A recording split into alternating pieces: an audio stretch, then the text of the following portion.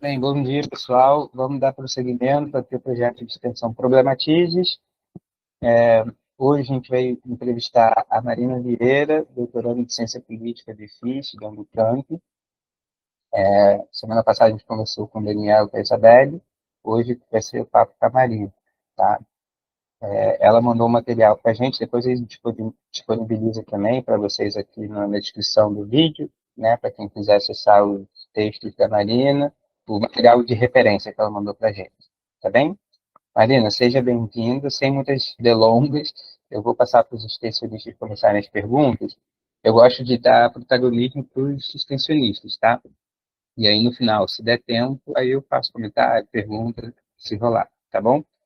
Mas é isso. A gente já combinou uma ordem, então vamos começar com o Luciano, que inclusive. Ah, não falei, Marina, mas você vai ver também que as perguntas, além de graus diferentes, têm níveis de abstração diferentes, né? Tem gente que está mais preocupado com uma questão mais abstrata, outros mais com uma questão histórica, das lutas, dos desafios, tá bem?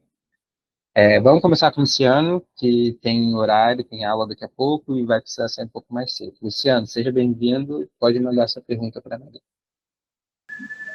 Tá bem, obrigado, Jaime. Bom dia a todos, bom dia, Marina. Obrigado por participar.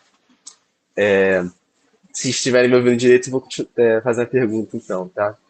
Então, contextualizando, na minha percepção, no Brasil e em outros países colonizados, nós podemos observar a colonização como ponto de partida histórico para um processo de despersonalização da natureza, tirar a persona da natureza, para a dominação pela ideia de que a natureza é e está para ser explorada e usufruída pelos seres humanos. Ideia é essa como é que é? Diametralmente oposta ao pensamento indígena. Assim, a natureza foi, aqui também, mas não só aqui, dominada e descaracterizada enquanto sujeito e entidade, para virar objeto e coisa a ser explorada exaustivamente, sendo o fim dominante ela destinado ao fim lucrativo. Então, a minha pergunta, assim, é: de que forma a dessubjetivação, na lógica mantenedora, reprodutora e expansiva do sistema econômico atual, ameaça as formas de vida outras, não alinhadas à lógica sistema e, por isso, não incluídas nele e por ele? E, além disso, justamente por ameaçá-las, de que forma essa lógica despersonalização, né, do rio, da árvore, enfim, da natureza em abstrato, né, da ideia de natureza, de que forma essa lógica de despersonalizar faz necessária, nesse contexto, a luta dos indígenas pela preservação e o controle de suas formas de vida. Assim, é claro que essa pergunta, né, que essa questão dessa ideia da natureza, ela afeta todos, né, não só os indígenas, mas fique à vontade para responder como quiser, da forma que achar melhor. Tá? Obrigado. Eu que agradeço. Bom dia, pessoal. Muito obrigada pela oportunidade aqui de conversa. Estou muito animada. Agradeço pela sua pergunta, Luciano. Já começou com uma pedrada, né? Não é nem um pouco simples assim de responder. Acho que dá margem para a gente conversar assim muitas horas, na verdade. Mas eu acho que eu já vou começar citando, né, o Davi Copenau, vocês já devem ter ouvido falar, né, grande líder e xamã Yanomami, e a ideia que ele fala do povo da mercadoria, né, eu acho que dialoga muito com isso que você comentou, assim, com a sua pergunta, de como é que essas diferentes maneiras, né, de se relacionar com a natureza, né, colocando assim de uma maneira mais simples, elas são totalmente conflitantes, né? Então, o que o Davi fala, né, o Schopenhauer, é que, chamando a gente, né, sociedades não indígenas ocidentais de povo da mercadoria, o quanto que a gente dá valor para o consumo, né, para as coisas, assim, né, e com isso a gente, inclusive, desaprende a sonhar, né, desaprende a se relacionar, assim, né, com o mundo, com outros seres, com o mundo. E, bom, isso tem sido trabalhado na antropologia também como conflitos ontológicos, né, o guerra ontológica, né, o Ailton Krenak, ele usa o termo da guerra entre mundos, né, ele fala, nossos mundos estão em guerra, né, que a antropologia traduz com esse termo da ontologia, né, que significa como que a gente percebe e entende as coisas que existem, né? Então, enquanto para os povos indígenas, de maneira geral, assim, né, pelo menos aqui das terras baixas sul-americanas, que é esse território na América do Sul, que não são os Andes, né, não são as terras altas, como que esses povos se relacionam com os rios, com as montanhas, com outros seres também, né, e que esses outros seres, eles são muito concretos e são muito parte da vida, né, eles não são sobrenaturais no sentido de que não se alcança ou que você não convive com eles no dia a dia, né? Então, obviamente, isso acaba determinando uma forma diferente de se relacionar, né? Que é expressa, né, que se materializa na forma de cuidado, na forma de estabelecimento de várias normas sociais, inclusive, para que o cuidado seja garantido, né? A gente vê um movimento em alguns outros países, não só na América do Sul, assim, ou na América Latina, mas no mundo inteiro, de reconhecimento do estatuto de pessoa, né, para esses seres, né, tem um movimento grande do direitos da natureza, né, que é reconhecer direitos humanos para algumas né, desses seres, assim, né, os direitos dos rios é algo que está muito visível, assim, né, na Colômbia já tem um avanço nesse sentido, na Austrália também, tem vários exemplos no mundo inteiro, assim. Mas é claro, né, então você tem, de um lado, essa ontologia que se relaciona com montanhas, rios, floresta e várias outras entidades, de uma maneira familiar, de uma maneira, né, de igual para igual, e confrontando com uma ontologia capitalista, ocidental, né, cristã, que é baseada no consumo, na exploração, né, numa ideia de recursos, né, como se esses seres estivessem aí para serem utilizados e explorados. Obviamente, isso gera um conflito muito grande, uma guerra, né? Exatamente uma guerra, e isso a gente vê refletido em tudo, né, nas políticas, em toda a disputa que está acontecendo, né,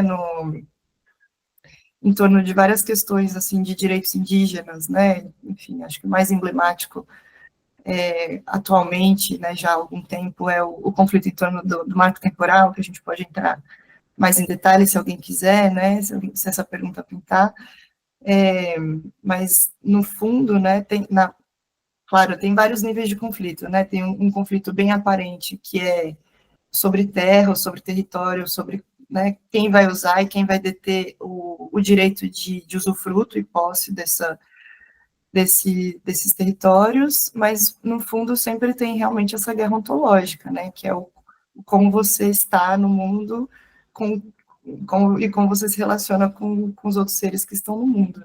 Não sei se eu respondi a pergunta direito, mas vou deixar oportunidade para mais perguntas agora. A gente pode ir aprofundando e detalhando no que interessar mais vocês. Não, foi ótimo. Pessoal, bom dia para quem chegou mais tarde, tá? Vou pedir para quem puder para abrir a câmera, né? A gente está com um convidado para ela poder ver a gente também. Especialmente na hora de fazer a pergunta, quem for fazer a pergunta, tentar abrir a câmera, tá bem? Muito obrigado, Marina, pela resposta, Luciano. Moema, você pode fazer a sua pergunta? Não, desculpa, é o Timbó? Timbó está com... Eu confundi a ordem. Timbó, você pode ir lá, então? Posso sim. Bom dia, Marina. Bom dia a todos. Marina, no texto sobre movimento indígena nacional e participação política, você pontua que, durante anos, os indígenas deveriam ser tutelados pelo Estado por serem considerados relativamente incapazes de se autorrepresentarem. Já no seu texto de apresentação à Salsa, por sua vez, você aponta que a academia perpetua opressões quando estabelece uma relação sujeito-objeto, quando julga o que é autenticamente indígena, quando fala pelos indígenas. Mesmo os acadêmicos aliados, como a Nancy Shepherd Hughes, que você citou, parecem de alguma forma expor tais pensamentos de maneira indireta. Quando a autora diz, por exemplo, que podemos nos colocar à disposição como camaradas das pessoas que são os sujeitos de nossos escritos, cujas vidas e misérias nos dão sustento, eu sinto que a escolha das palavras parece reforçar que há uma hierarquia quase palpável entre os indígenas, inferiores, miseráveis, e não indígenas, superiores, afortunados. Como lidar com a disseminação dessas ideias até em ambientes como a academia que deveriam ir contra esses estereótipos? Muito bom, Timbó. Obrigada pela sua pergunta. Essa turma é demais. Estou só pegando os pontos mais complexos. Então, primeiro, né, os indígenas, eles não deveriam ser tutelados pelo Estado, eles foram, né, acho que isso foi consequência de uma mentalidade da época, né, que foi o pano de fundo, assim, né, para a constituição da nossa sociedade nacional, né, que foi o positivismo e o racismo científico também, né, que entendia os indígenas como num estado inferior e que deveria, né, evoluir para um estado, né, de civilização, né, então eles estavam ali num estado transitório, por isso o Estado justificava, né, a necessidade da tutela, e só foi derrubada juridicamente, mesmo no Brasil, em 1988, né, a partir da Constituição Federal.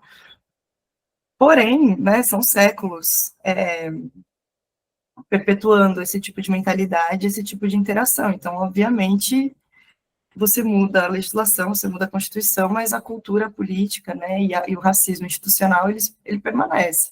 Ele ainda é muito presente. A gente ainda vê traços de tutela, inclusive por parte do Estado, e você tocou num ponto muito importante, assim, que a academia é uma outra instituição que ela é uma herança da colonização, né? Então, mesmo as universidades, elas começaram com um modelo importado da Europa, né? Então, elas carregam também muito carregam muito do racismo institucional também, assim, né? E todos aqui, né, todas temos alguma, né, trajetória em diferentes níveis acadêmicos. A gente sabe também que o ambiente acadêmico, ele é bastante hierárquico, né? Ainda bem, isso tem sido confrontado cada vez mais, né? Mas ainda eu acho que essa hierarquia, ela ainda abre brecha para muito tipo de abusos, né? De abuso de poder, inclusive, e de violências, assim. Então, feito esse preâmbulo, né, a antropologia, especialmente, ela é uma disciplina que ela foi inaugurada, eu estou falando, mas eu não sou antropóloga, né, mas aqui acho que isso dialoga mais com o texto que eu apresentei na Salsa, que você comentou. Ela se inaugura, assim, né, nesse contexto de colonização, né, porque foi uma disciplina inaugurada justamente para estados recém-independentes, assim, ou que tinham uma administração externa, assim, né, entender os povos naquele país que estava sendo colonizado ou que estava em processo de independência, que estava em processo de mudança de administração. Então, no começo, assim, né, no século XIX, no começo do século XX, inclusive, a antropologia, ela se prestou para os objetivos das colônias, né, e isso tem sido, já há algumas décadas, né, também, refletido criticamente dentro da disciplina e tem sido buscado novas formas de se fazer antropologia, né, e os pesquisadores indígenas, né, os acadêmicos indígenas têm sido fundamentais para isso, né, para discutir, poxa, a gente sempre ouviu, né, a antropologia clássica é uma antropologia feita por pessoas não indígenas, normalmente europeias, normalmente brancas, normalmente homens, que vão para as nossas comunidades e acham que tem uma visão neutra sobre, né, que estão escrevendo de forma neutra sobre as nossas vidas, sobre as nossas realidades, e como se aquela neutralidade permitisse que eles falassem como se fossem como se aquela fosse a verdade, né? A verdadeira verdade sobre as nossas realidades. Então, isso tem sido colocado muito em questão, né? Enfim, a antropologia tem se aberto muito para essas outras formas de fazer pesquisa, né? Então, esse texto especificamente que você comentou, que é de uma pessoa, de uma antropóloga que se coloca como uma pesquisadora ativista, uma pesquisadora militante, até ela fala, eu acho que ela coloca dessa forma, o fato dela expressar dessa forma, de ela ainda como uma pesquisadora branca e estadunidense, né, indo para contextos que são diferentes do dela, ela não é, né, não necessariamente com indígena, ela trabalha, eu acho que é com comunidades periféricas, mas ela não pertence àqueles contextos, àquelas realidades que ela estuda, ela deixa clara a posição dela, né? Então, esse é um primeiro passo, assim, de onde que eu venho. Então, você refletir sobre de onde você vem, e o fato de você não vir daquele contexto, já te coloca de uma outra forma, porque você está expressando que, olha, não é uma verdade o que eu estou escrevendo aqui, ou é uma das várias verdades sobre essa realidade, mas é uma verdade a partir desse ponto de vista, a partir dessa posição, né?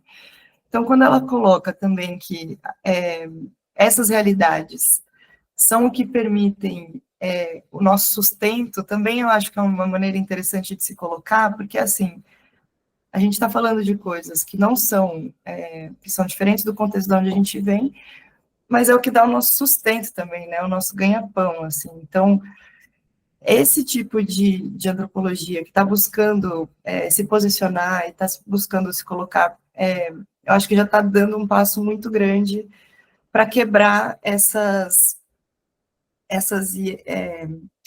ideia, né, de que a academia necessariamente vai ser superior, vai ter um conhecimento superior e mais verdadeiro e tal, e neutro, né, em relação aos ambientes em que estuda, em que vai. Mas, com certeza, isso ainda se perpetua, assim, né, a gente vê algumas situações sendo repetidas, assim, que é preciso estar muito atento e é preciso estar sempre pautando essa crítica, eu acredito. Então, eu não sei, eu não saberia te dizer com mais detalhes sobre o trabalho dessa pesquisadora especificamente que você mencionou, né? Eu vejo o exemplo dela como algo buscando essa superação, né?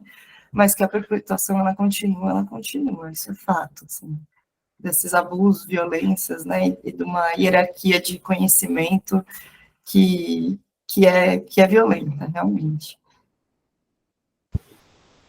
Excelente. Moema, eu vou passar para você, tá? Vai lá. Bom dia, Marina. A minha pergunta vai ser mais histórica agora, em relação ao seu artigo sobre a participação do movimento indígena nacional na política. No seu artigo, você utilizou a demarcação histórica da década de 1970 até hoje, né? Eu queria saber como se apresentava a participação política indígena antes da década de 70 e o que mudou nessa década, economicamente, socialmente, que permitiu o desenvolvimento do movimento indígena na política.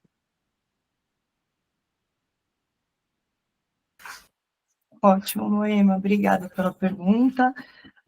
Olha, antes da década de 70, a gente tem pouco registro sobre como que era, né, a participação política, mas já tinha, assim, tem referência, por exemplo, do primeiro vereador indígena, que foi no estado do Amapá, se eu não me engano, foi na década de 60.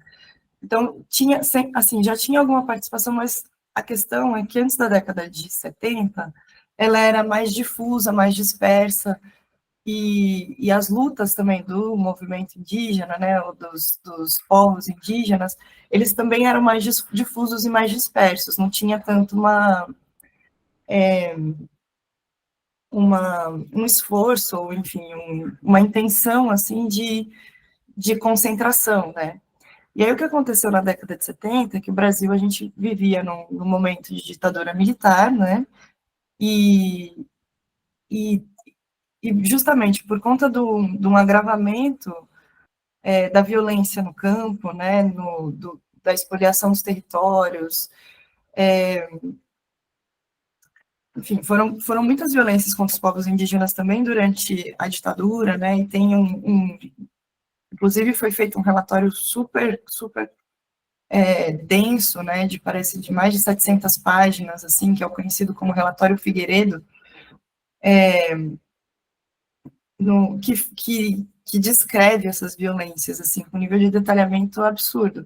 Esse relatório ele ficou sumido por muitos anos, até que no começo dos anos 2000, eu sou péssima com datas, assim, então perguntas históricas me deixam um pouco em pânico, mas acho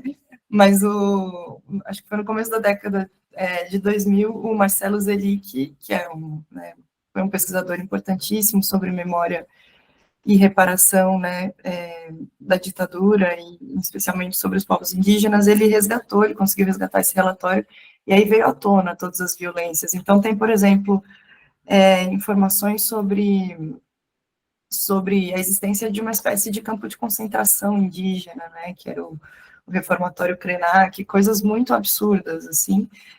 Então, com esse agravamento muito forte, assim, da violência, né, com os povos indígenas, alguns parceiros, né, alguns apoiadores dos povos indígenas, em especial nessa década, o Conselho Indigenista Missionário, CIMI, eles começaram a estimular algumas reuniões, algumas mobilizações e reuniões pan-indígenas, né, que é pan-indígena, que junta diferentes povos, né, até então tinham luta, sempre teve, né, desde 1500 sempre teve luta indígena, mas era mais dispersa nos territórios. Então, o que marca, né, essa diferença na década de 70 foi esse investimento em você juntar os diferentes povos para discutirem os problemas em comum, né? E ali, em 1970, né, teve, então, a primeira Assembleia dos Chefes Indígenas, promovida pelo CIMI, e foram já diferentes povos, né, discutindo juntos. Isso, de certa forma, né, uma coisa que o Gerson Baniwa, que é um professor indígena da UNB, ele fala que foi como se fosse um despertar de uma consciência pan-indígena, né, que daí você, ouvindo outros povos falando que as suas realidades são semelhantes, que as dificuldades, né, são semelhantes, isso facilita uma identificação muito forte, né, por uma luta em comum. Então, ali teve acho que fortaleceu uma luta em comum, e foi ali que muitos autores colocam como o embrião do movimento indígena mesmo, como algo de âmbito nacional, né. Então, entre a década de 70, 80, foram essas primeiras assembleias, com esse despertar dessa consciência pan-indígena, né, e a luta ganhando mais também um cenário nacional. E aí, na década de 90, teve a criação da primeira organização mesmo de âmbito nacional, né, que foi a UNI, a União das Nações Indígenas. E que foi super, super importante, aliás, desculpa, foi no meados da década de 80, porque foi super importante na Constituinte, justamente, né, para aprovar o capítulo dos índios, né, o artigo 231, o artigo 232, e reconhecer direitos fundamentais, assim, para os povos indígenas. Então, e dali para cá, essa formalização também das organizações indígenas, ela foi se ampliando, né, e também amadurecendo, né, no sentido de ter, da estrutura ficando mais complexa, as organizações tendo acesso a mais estrutura, a mais recursos, enfim. Então, isso trouxe uma complexidade maior também, e é mais recente, assim, essa reivindicação pela participação política direta, na verdade. Então, isso vem, sim, de meados do século XX, mas o investimento também, né, em promover a participação política direta, na forma de candidaturas, na forma de estrutura de Estado, assim, é mais recente, mas reivindica uma negação desses espaços políticos que é histórica, né? Reivindica, assim, uma justiça em relação a essa negação que é histórica. Então, passando muito rapidamente por alguns desses momentos, é um pouco por aí. Não, foi excelente para dar o panorama para a gente. Obrigado, Marina e Moema. Fabrício está na chamada, né? Fabrício, manda ver. A internet está travando um pouco, mas se travar durante a pergunta, eu refuto. Marina, obrigado pela presença. Um dos materiais de referência para dar base ao nosso encontro é a carta final do 21º Acampamento Terra Livre. Um aspecto que me chamou a atenção nesse documento foi dar visibilidade para a participação dos povos originários na maior conferência sobre mudanças climáticas, que é a COP. Atualmente, vejo que um dos temas que mais mobilizam debates e discussões na área internacional são transformação digital e transição energética. Contudo, parte das críticas de muitos pesquisadores se dá na governança multilateral, mais especificamente, na dificuldade que essa governança liberal erguida no pós-guerra tem lidado no enfrentamento a crises climáticas, a guerras, né, no exemplo do genocídio palestino, as sanções econômicas passadas de políticas protecionistas, que é o exemplo do governo Trump, mas a gente podia pensar em outras também. Né? Nesse sentido, eu gostaria que você comentasse um pouco sobre a participação dos povos indígenas na COP30. Quais são os limites dessa participação? Como conduzir o enfrentamento frente ao lobby dos grupos dos grandes capitais, como petroleiras ou representantes do agronegócio? Construir uma estratégia com base no aldeamento político seria uma possível saída?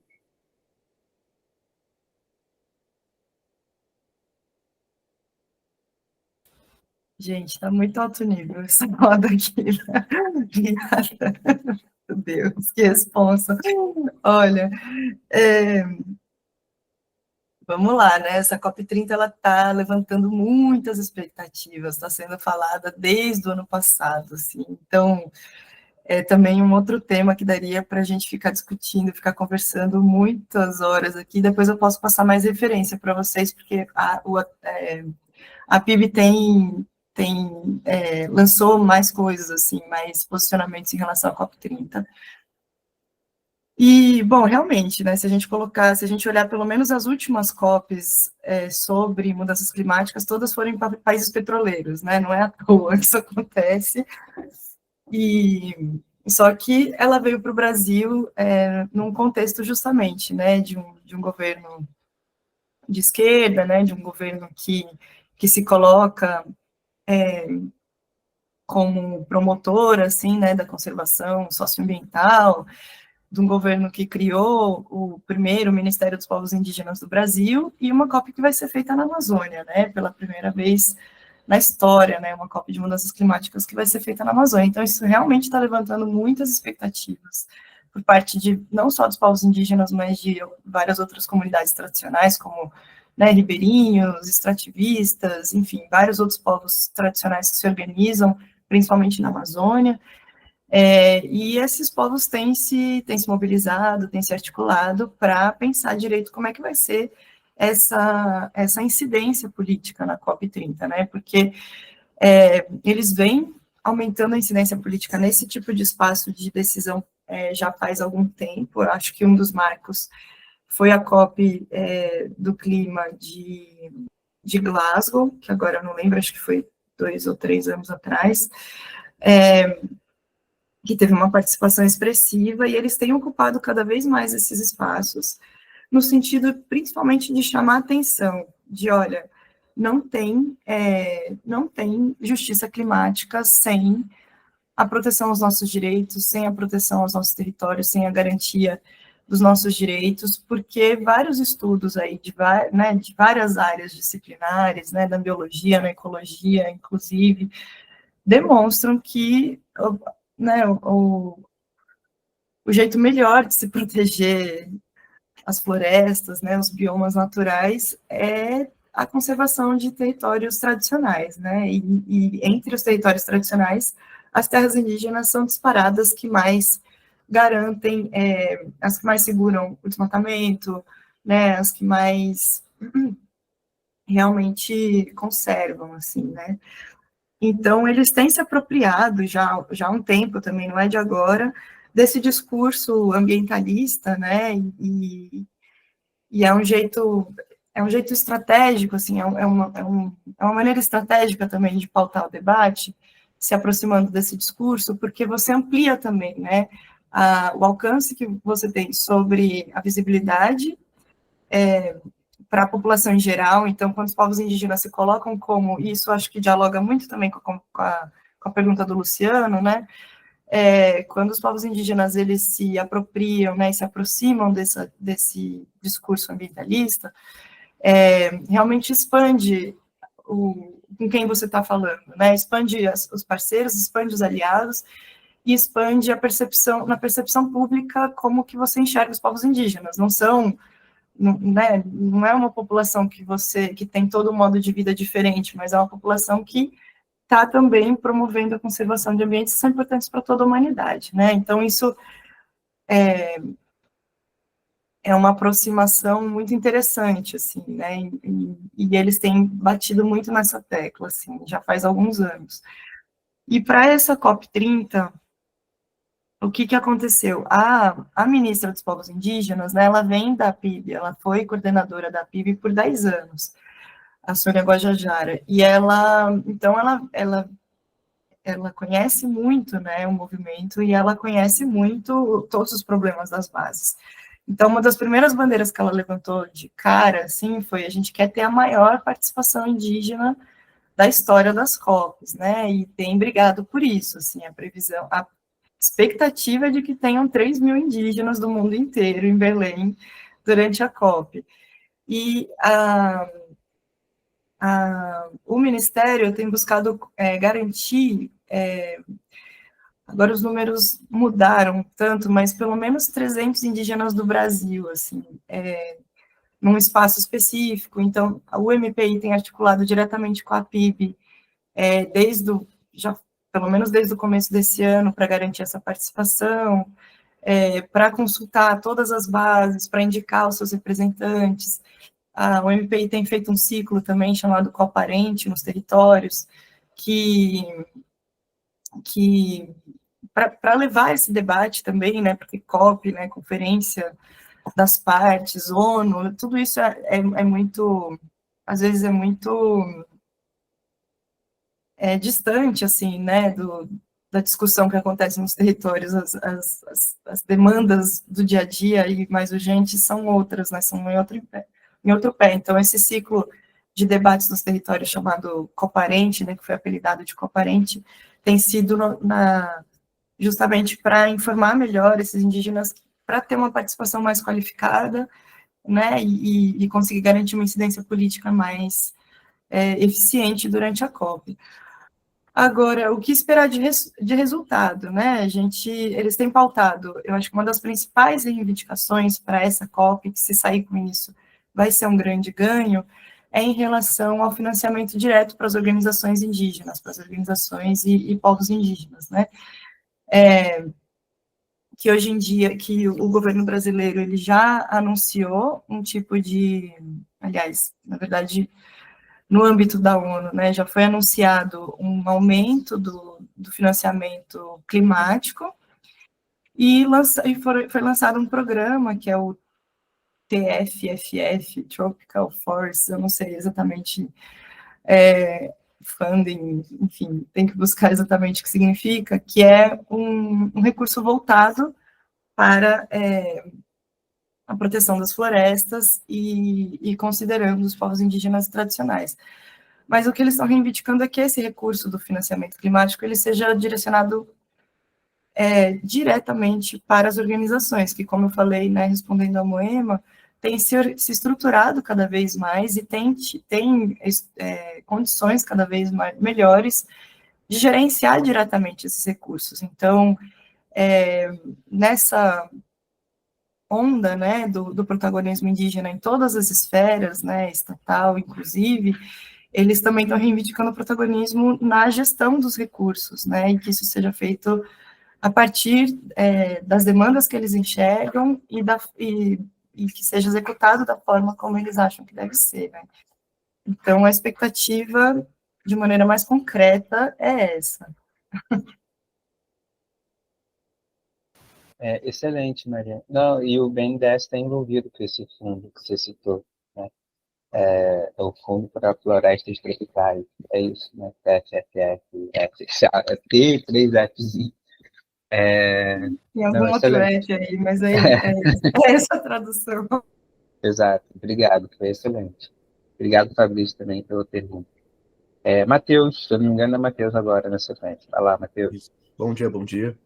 A pergunta agora vai ser um pouco mais conceitual e até por isso meio mais direta e breve, que é sobre o conceito que eu fiz naquele texto de apresentação, que você fala de forma mais pessoal sobre sua experiência nessa trajetória na questão indígena, que é sobre o dilema da pesquisa participante com a pesquisa ação.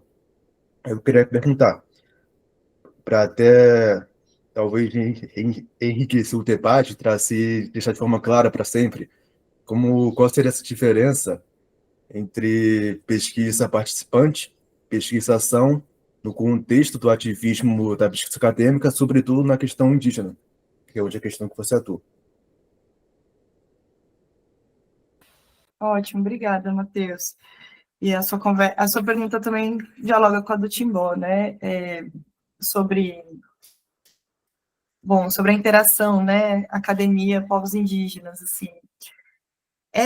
Nesse texto que eu escrevi, né? Eu tentei apresentar algumas linhas, assim, metodológicas, né? Que foram sendo desenvolvidas principalmente de meados, né, do século passado para agora, assim, e a pesquisa participante foram das primeiras, assim, né, e muito inspiradas na pedagogia freiriana, né, no Brasil, assim. Então, a proposta dessas duas linhas, né, metodológicas, tanto a pesquisa participante quanto a pesquisação, ela parte de elas buscam partir das demandas que aparecem da comunidade estudada, assim, né, da comunidade que o pesquisador ou pesquisadora tá interagindo na sua pesquisa, né, e então a proposta metodológica das duas tem a ver com entender as demandas locais e elaborar um projeto a partir dessas demandas locais. E aí o nível de envolvimento da comunidade pode variar bastante, assim, né? Eu acho que eu não sou especialista nessas vertentes, né? Aí tem os textos do Michel Tiolan, que eu acho que ajudam mais a entender, até porque essas categorias, né, essas classificações, elas foram mudando, e na medida em que novas pessoas foram fazendo pesquisação, o que significa pesquisação também foi mudando.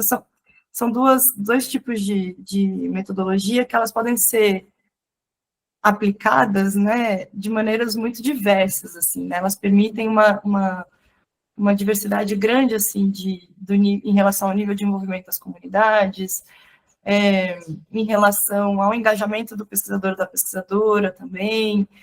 Então, mas, assim, de maneira geral, as duas têm uma perspectiva um tanto extensionista, assim, né, que aí, olhando para o tripé das universidades, né, de pesquisa, ensino e extensão, a pesquisação e a pesquisa participante, elas acabam ficando mais no âmbito da extensão do que no âmbito da pesquisa. Isso é uma questão também, né, para a gente se perguntar se deveria ser assim e por que é relegado a uma das patas da universidade que é justamente a menos valorizada, né, falando bem claramente aqui, porque é a que tem menos recursos, é a que a gente tem menos discussão dentro, né, dos nossos cursos, enfim.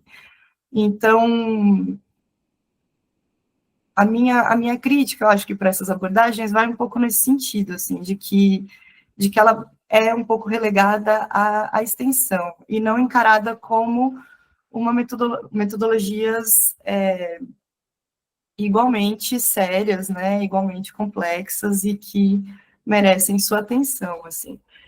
Agora,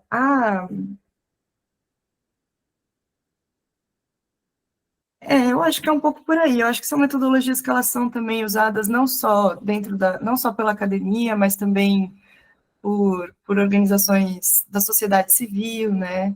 Justamente por ter essa pegada de envolvimento direto com as comunidades. Agora, você vê também, desde exemplos que uma organização, né, ou seja uma universidade ou uma ONG, chega com uma ideia pré-concebida, discute na comunidade e busca implementar aquela ideia pré-concebida com uma participação no sentido consulta, entende? Ou no sentido de, a gente vai implementar desse jeito, mas com pesquisadores locais, mas, de fato, não desenvolve a ideia ou a proposta do projeto junto, né, com a comunidade. Ela identifica isso. Esse é um exemplo que acontece e tem gente que chama de pesquisação ou de pesquisa participante, né?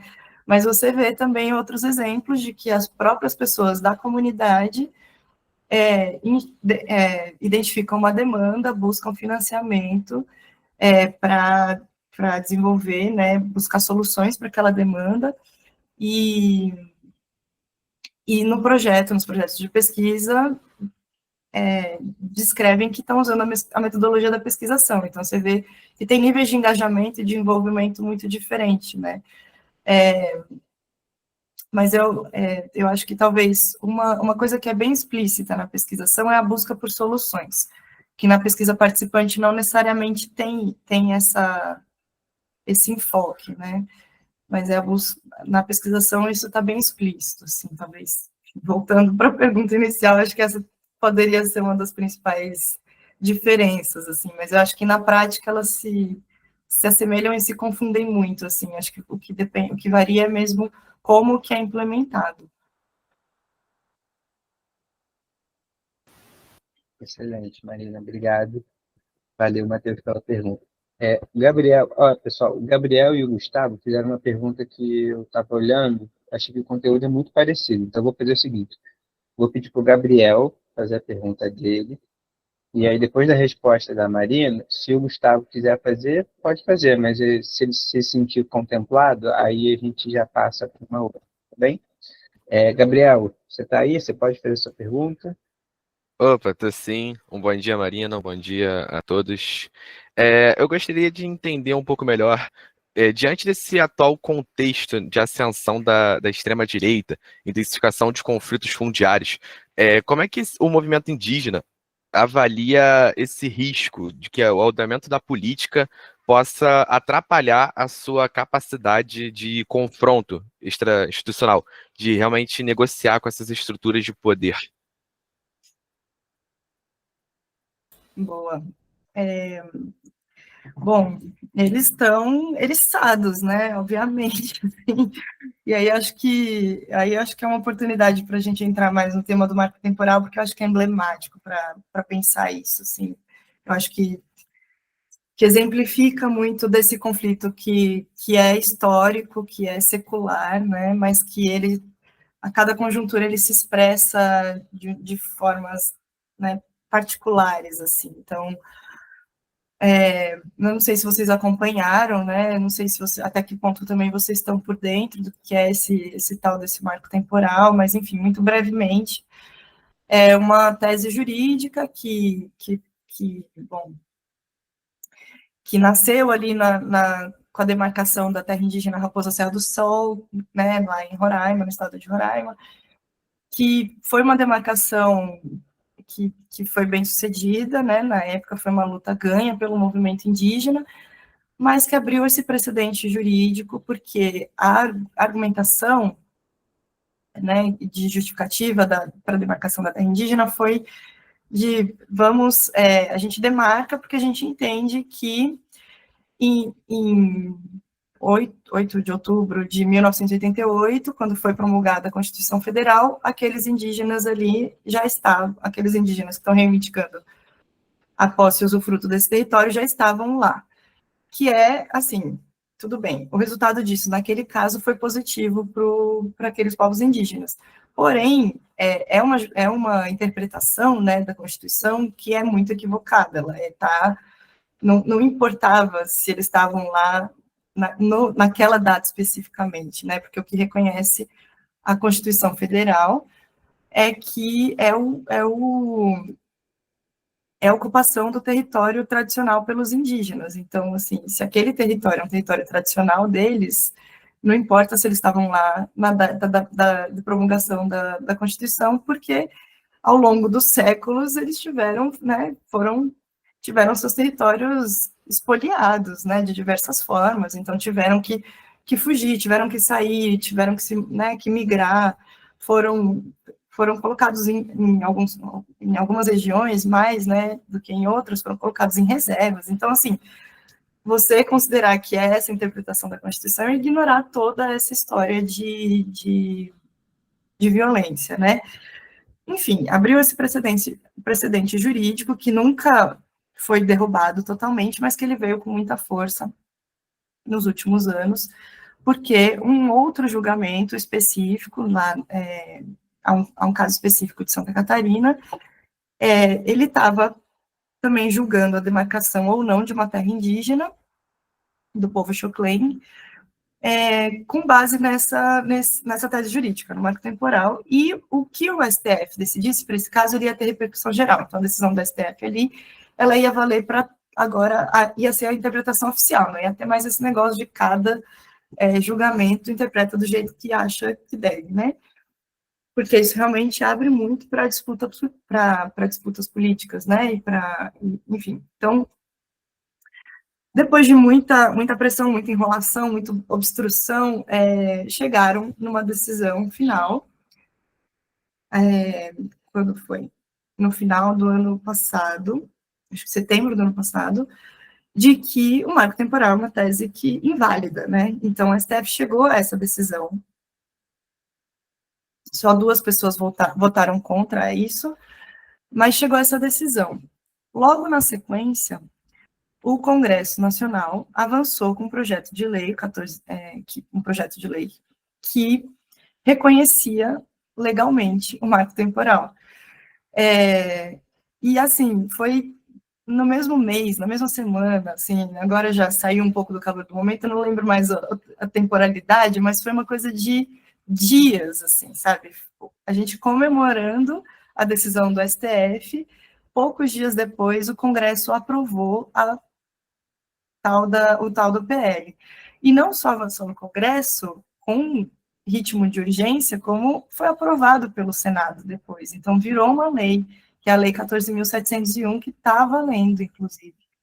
Então, isso eu acho que é um exemplo, assim, muito emblemático do que você perguntou, como é que a extrema-direita está reagindo a esse protagonismo indígena, né? No momento que você tem o Ministério dos Povos Indígenas, que você tem pela primeira vez na história a presidenta da FUNAI indígena, o secretário da Saúde indígena, todos eles indicados pelo movimento indígena, né?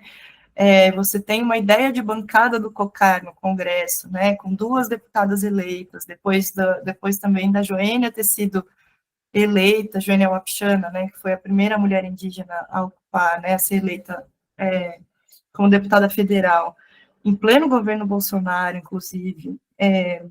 Eles ficaram eriçados, olha só, é tão pouca gente, é tão pouca conquista, na verdade, né, se você for olhar em termos proporcionais, e mesmo assim isso já assusta, né? E por que, né, que isso assusta tanto? Porque a questão da demarcação das terras, ela está totalmente ligada à disputa fundiária no Brasil, né, que é uma das principais disputas. Então, você tem aí toda a bancada ruralista, enfim, todos os interesses políticos e econômicos ligados ao agro, né, todos os interesses políticos e econômicos ligados à exploração da natureza, né, como as mineradoras, enfim, e não só assim, né, porque tem uma outra coisa que é já criticada, muito criticada pelo movimento indígena desde os primeiros governos do Lula, né, do PT, que é também uma ideia de desenvolvimento muito baseada uma ideia de desenvolvimento e progresso, assim, né, que é baseada na construção de grandes obras, né, como os PACs, né, os programas de aceleração do crescimento, nos primeiros governos do Lula e da Dilma também, que previam a construção de grandes hidrelétricas, né, Belo Monte aí com um dos grandes exemplos de conflito, estradas. Hoje em dia, o que está muito em pauta é o ferrogrão, que é uma ferrovia que ligaria ali o centro, né, da produção agropecuária com uma via de escoamento pelo Atlântico, né, atravessaria o Pará. Enfim, então, que isso também conflita, está tudo isso relacionado com conflito fundiário, e você tendo aí ainda, né, a demanda e um passivo de demarcação de terras indígenas muito grande. Então, qualquer passinho que o movimento indígena, que os povos indígenas conseguem avançar nesse sentido, na garantia do direito né, sobre o território tradicional, deixa todo mundo eriçado, né? E aí, o marco temporal, para você, só para, enfim, dizer em que pé que está, né? Obviamente, se o Senado aprovou, né, o Congresso e o Senado, o Legislativo aprovou uma lei que é inconstitucional, que está baseada num preceito inconstitucional, então, obviamente, seria judicializado, já era esperado, né? O Lula tentou vetar, mas, de novo, o Congresso derrubou os vetos, foi para o STF de novo, né? Aí o que aconteceu? Como é que o STF lidou com isso? Ao invés de falar, gente, vocês estão viajando, né? A gente já julgou isso aqui, né? Vamos acalmar um pouquinho, é inconstitucional, tchau. Não, eles criaram uma mesa de conciliação. Também foi outro tema que, enfim, talvez vocês tenham acompanhado um pouco na mídia. Essa mesa de conciliação foi criada pelo ministro Gilmar Mendes. Por quê? Tanto o movimento indígena de um lado, com seus aliados aí de partidos de esquerda e outros da sociedade civil, cobraram do STF, olha, essa lei é inconstitucional, quanto a direita foi lá, alguns partidos de direita, em especial o PL, foi lá também e cobrou do STF, falando, olha, não só tem que julgar essa lei, como o Congresso tem um passivo de legislar sobre a mineração em terras indígenas. Esse é um tema super complexo. Mas, enfim, eles aproveitaram isso para trucar, né? Para colocar mais uma demanda ali sobre. Então, são ações diferentes judiciais, que acho que não vale a pena entrar muito no detalhe, mas aí o ministro Gilmar Mendes olhou para isso e falou, então temos um conflito aqui de interesses, a gente precisa conciliar esse conflito. Mas desde o começo, né, desde a primeira reunião, a PIB, como parte interessada, ela também não é só parte interessada, como é uma das autoras dessas ações judiciais, né, ela se representa diretamente, judicialmente ali. Ela falou, olha, não, são interesses inconciliáveis, essa mesa não faz o menor sentido, né, entra de novo no que a gente estava conversando ali, na pergunta do Luciano, né, sobre os conflitos ontológicos, assim, são conflitos ontológicos, de como a gente está no mundo, né, então, é inconciliável, e a PIB saiu na primeira e na segunda reunião, e isso avançou, como se fosse possível chegar no meio termo, né, sobre essa ideia do marco temporal e sobre né, sobre como essas terras devem ser demarcadas, assim. A decisão final está em suspenso, a última versão da proposta do Gilmar Mendes era de que o marco temporal não ia ficar de pé, mas a pressão pela liberação da mineração nas terras indígenas, ela veio com muita força, assim, como se fosse, já que a gente não vai conseguir manter o marco temporal de pé, a gente vai avançar de outras formas, sabe? Então, é isso, a ameaça é constante e é por todas as frentes e com muito poder político, assim, envolvido, muito lobby, muito poder político envolvido. Não sei se eu, acho que nessa eu me empolguei, desculpa. Não, foi excelente. Adorei, adoramos, né? Obrigado pela pergunta também, Gabriel.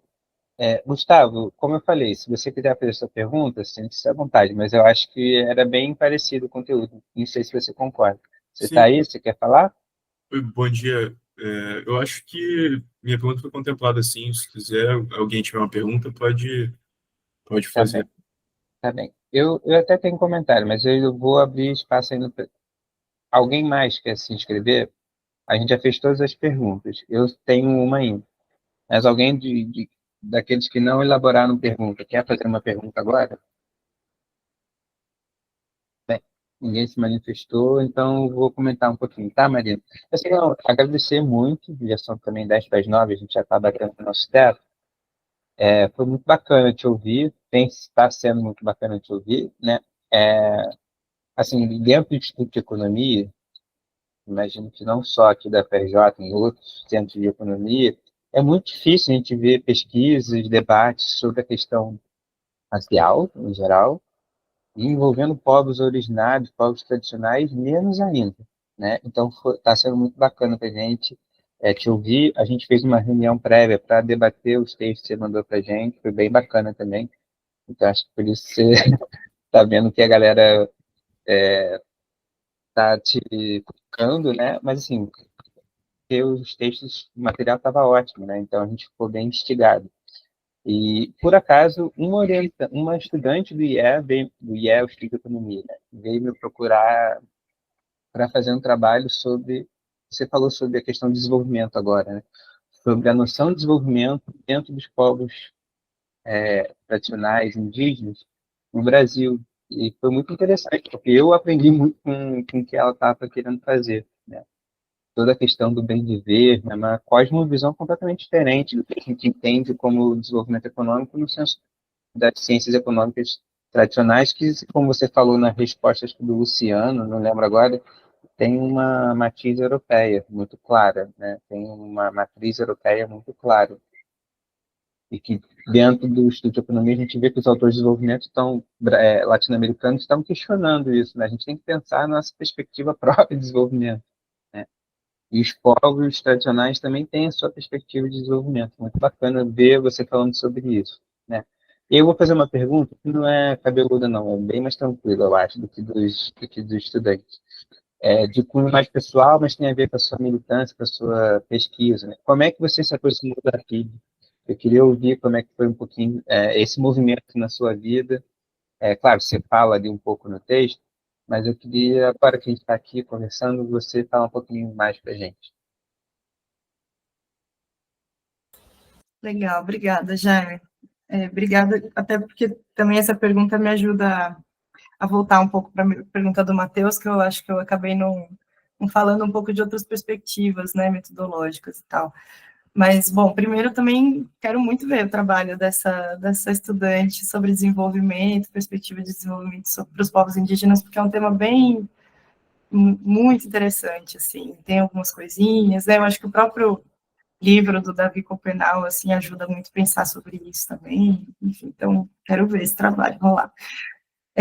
Bom, minha aproximação com a PIB, né, eu tenho, bom, por onde eu começo?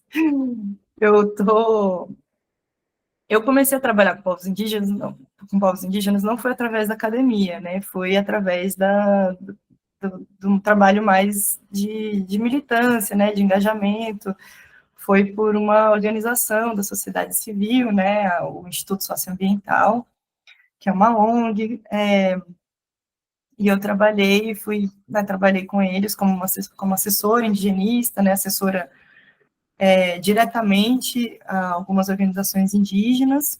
Isso foi lá em Roraima, então eu trabalhei muito com os povos Yanomami, Equana lá. E a partir disso, né, foram 5 anos de trabalho lá, para mim virou assim né, eu encontrei minha vocação de vida, assim, né. Só que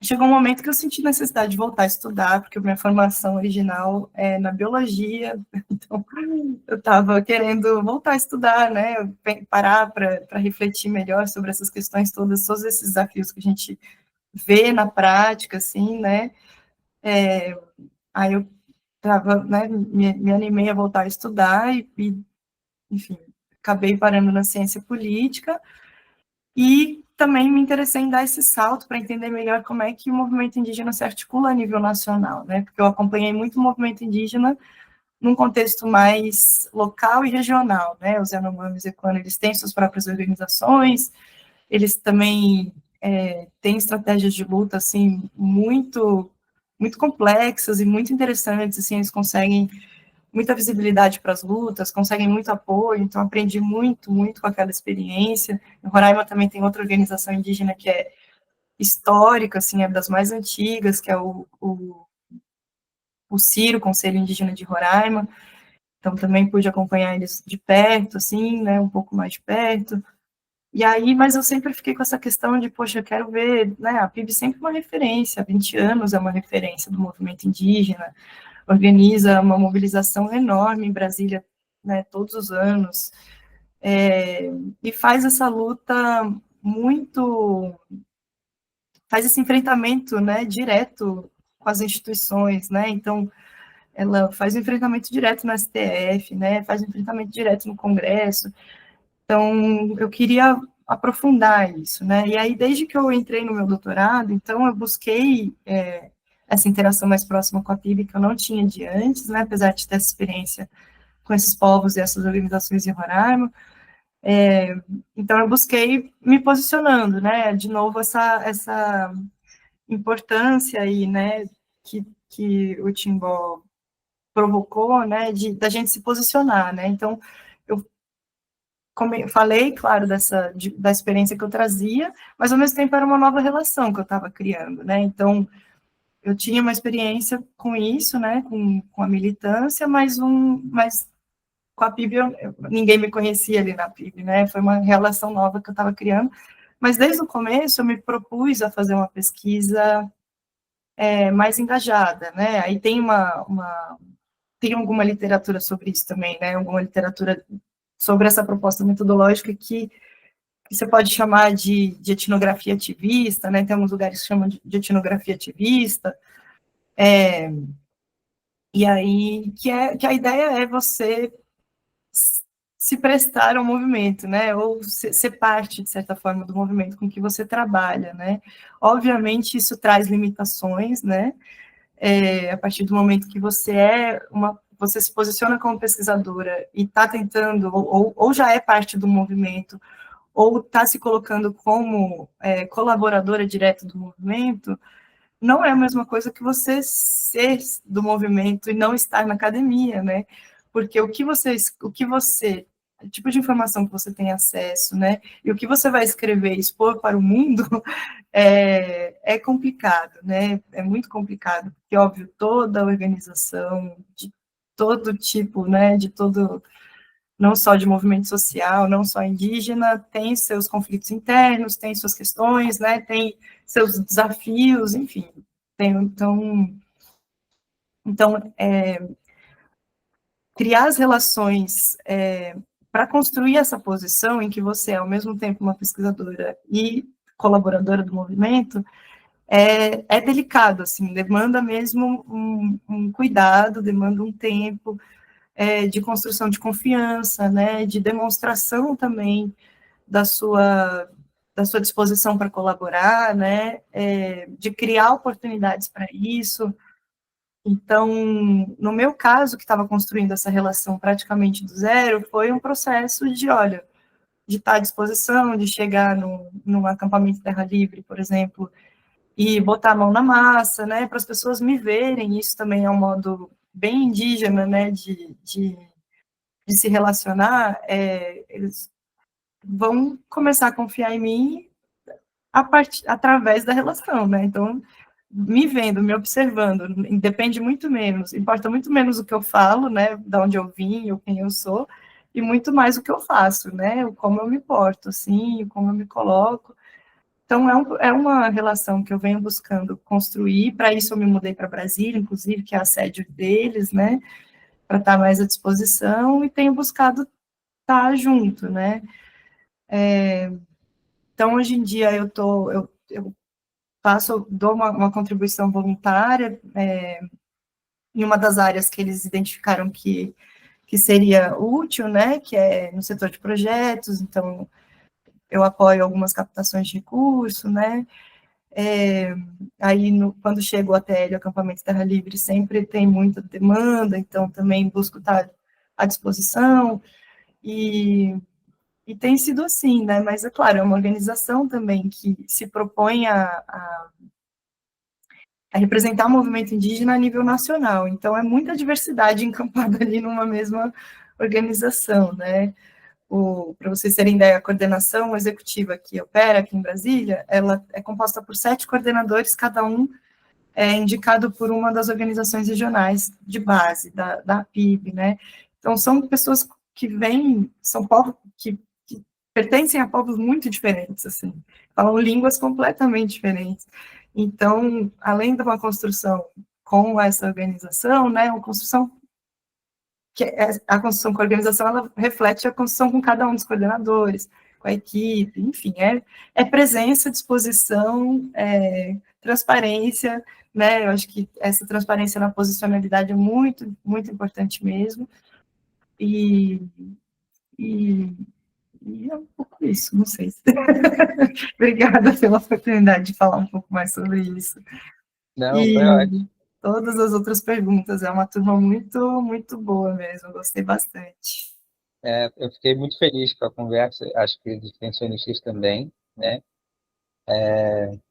Eu gosto muito de extensão. Você está falando que é pouco valorizado na academia, de fato é uma tristeza, porque para mim é o que dá função à universidade, a que a gente faz em sala de aula e em pesquisa, é poder trocar com quem está fora da universidade, né? Com a sociedade. Então, é muito bacana poder fazer extensão e receber gente engajada aqui nas nossas entrevistas. Tá bem? Então, pessoal, Marina, muito obrigado, foi excelente. Obrigado pela disponibilidade tão cedo, inclusive. Né? Aos extensionistas também, obrigado. Vou parar a gravação aqui. Um abraço.